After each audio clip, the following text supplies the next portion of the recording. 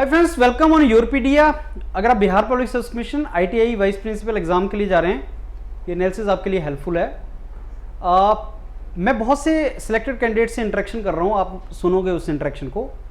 सबका परसेप्शन ये था कि सब मैकेनिकल सिविल में सबसे ज़्यादा क्वेश्चन आए, फिर मैकेनिकल, फिर इलेक्ट्रिकल।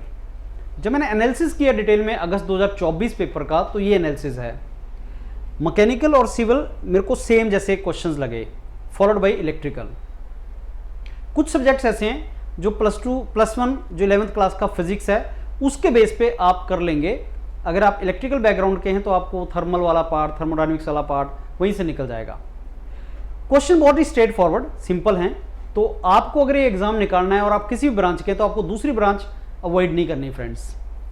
यूरोपीडिया आपको जो दे रहा है मॉड्यूल और कंटेंट क्वेश्चंस, जिसका आप व्हाट्सएप ग्रुप पे हम शेयर कर रहे हैं, टेलीग्राम ग्रुप पे भी शेयर हो रहा है, आप उसको ध्यान से देखना, वो रिवीजन करके जाओ। 2 महीने की मेहनत है। और अगर आपके पास मास्टर्स है और अगर आपका जॉब एक्सपीरियंस है, इससे अच्छा अपॉर्चुनिटी नहीं मिलेगा। मिस मत करना, इसको पॉजिटिवली तैयारी करना। और एक और बात, आप जरूर प्रिपरेशन करो, किसी न किसी इंस्टीट्यूट के साथ करना है करो। यूरोपीडिया का मॉड्यूल जरूर ले लेना, मतलब आप किसी के साथ भी करना हो करो, that is your own interest. But ये मिस मत करना, क्योंकि ये एग्जाम में क्वेश्चंस आने वाले हैं इसमें, आपके एग्जाम में, और ये आपकी लाइफ टाइम अपॉर्चुनिटी है, तो इसको तैयारी करो। और प्रिपरेशन जितना मेटिकुलस करोगे उतना तुम्हारा स्कोर हिट होगा। मैं आपको एक्सप्लेन करता हूँ इसको। ये जो बना रखा है हमने एनालिसिस, इसमें आपका जो एनालिसिस है ये 24% पोर्शन आपका पूरे का पूरा एनालिसिस है। ये आपका जनरल इंजीनियरिंग साइंस का 2024 अगस्त का जो पेपर है उसके बेस पे। तो जनरल इंजीनियरिंग साइंस का जो आप पेपर देखोगे फ्रेंड्स, उसमें जनरल इंजीनियरिंग साइंस में ये आपका 24% पोर्शन तो है आपका मैकेनिकल का, जो ओनली मैकेनिकल का है, जैसे thermodynamics, manufacturing, theory of machine, machine design, energy system, metrology, ये ओनली मैकेनिकल में पढ़ते हो। कितने नंबर का आया ये भी आपके सामने है। ये 15% वाइट जो दिख रहा है आपको, ये आपको वाइट दिख रहा है ओनली इलेक्ट्रिकल का, जो इलेक्ट्रिकल इंजीनियरिंग का पार्ट है, नेटवर्क थ्योरी, सिग्नल प्रोसेसिंग, ये सारे के सारा, transformer machine, basic electrical concept. और ये टीचर जब करवाएंगे आपको, तो आपको, अगर आप मैकेनिकल के, सिविल के, तो आपको समझ आएंगे। अब जहां से ज्यादा है, जैसे बेसिक इलेक्ट्रिकल कंसेप्ट, ये आपका +2 का फिजिक्स जो आपने पढ़ा हुआ है, बेसिक्स वहीं से आया है। तो इसमें से अगर मान के चलो 12-15 क्वेश्चन है, तो 7-8 क्वेश्चन आप निकाल सकते हैं।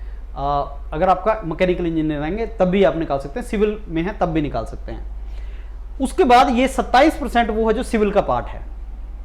अब सिविल को ज्यादा क्यों बोलते हैं? 27% सिविल का है, 24% मैकेनिकल का है, लेकिन ये जो 34% ओवरलैपिंग है जो मैकेनिकल और सिविल की है। Engineering mechanics, strength of material, fluid mechanics, आपका प्रोजेक्ट मैनेजमेंट, 6 क्वेश्चन मैंने आपको डॉक्यूमेंट दिया था पर्ट एंड CPM से। तो जो ब्लू वाला पोर्शन है फ्रेंड्स, इसमें 34% मैकेनिकल और सिविल की ओवरलैपिंग है, 34%, और ये बहुत बड़ा चंक है। तो आप मान के चलो कि मैकेनिकल एंड सिविल, जो सिविल वाले कैंडिडेट्स हैं उनके पास 60% तो उनको अपना फील्ड का मिल जाएगा, बाकी उनको 30-40% जो है वो, मान के चलो 35% उनको बाकी ब्रांच का भी पकड़ना पड़ेगा। उसी तरीके से मैकेनिकल को वही अगेन 50 से 55% मिल जाएगा, बाकी जो है 40% उनको बाकी ब्रांचेस का पकड़ना पड़ेगा। और ये बाकी ब्रांचेस को एक कैटेगरी में रखो, उसको तैयारी करते जाओ और अपनी ब्रांच को स्ट्रॉन्ग करते जाओ। एग्जाम को निकालने का कट ऑफ वगैरह आप देखेंगे रिटर्न का, तो एग्जाम को निकालने का जो मंत्र है वो ये, आपको 3 बास्केट बनानी है। पहली बास्केट आपका अपना ब्रांच, वो इतना अच्छा हो कि उसमें से 100% स्कोर करें। मैकेनिकल में मैकेनिकल के जो टॉपिक हैं, ये जो आपका दिख रहा है यहाँ पे ब्लू वाला पोर्शन और मैकेनिकल वाला पोर्शन सैफरन, ये आपका 100% स्कोर हो।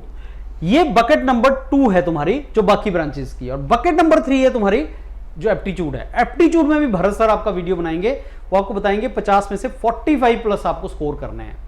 तो ये आपकी स्ट्रेटेजी होने वाली है। 3 बकेट, पहली बकेट आपका अपना ब्रांच, दूसरी बकेट आपकी दूसरी वाली ब्रांचेस इंजीनियरिंग साइंस में। तो 100 में से 60 नंबर आपके अपने, 40 नंबर दूसरी ब्रांचेस के, और 50 नंबर एप्टीट्यूड। ऐसी अगर आप 3 बकेट में तैयारी करेंगे फ्रेंड्स, तो मेरे को आई एम वेरी श्योर, अगर आप सोचो कि अपनी ब्रांच में और एप्टीट्यूड में आप बहुत अच्छा स्कोर कर रहे हैं, 100+ आपका कट ऑफ होता है। लेकिन दूसरी ब्रांच छोड़नी नहीं, क्योंकि बेसिक क्वेश्चंस आ रहे हैं, तो छोड़ने का फायदा नहीं है। और आपका स्कोर बढ़ेगा, अच्छा स्कोर आएगा, इंटरव्यू में भी मार्क्स मिलने हैं आपके, तो आपका रैंक भी फिट होता है। अगर रैंक 1, रैंक 2 लेके अंदर जाएंगे तो ग्रोथ भी आपकी, प्रमोशन भी अकॉर्डिंगली होती है। 50 सीट्स हैं, 50 में भी सीनियोरिटी आपको अब अच्छी चाहिए।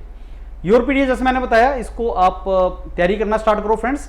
यूरोपीडिया के जो व्हाट्सएप ग्रुप्स हैं उनमें जरूर जुड़ जाओ, क्योंकि डेली हम कुछ ना कुछ उसमें शेयर कर रहे हैं जो आपके काम की चीज़ है, और आप तैयारी करो, मोटिवेट होके इस एग्ज़ाम को क्रैक करते हैं। और ITI वाइस प्रिंसिपल अपनी होम स्टेट में अच्छी अपॉर्चुनिटी है। और जैसे मैंने बताया कि अगर आप एमटेक हैं, बिहार के हैं और जॉब कर रहे हैं, आपको लिखना ही है ये एग्ज़ाम, और दूसरा आपको यूरोपीडिया का मॉड्यूल लेना ही है अगर आपको पास होना है, राइट।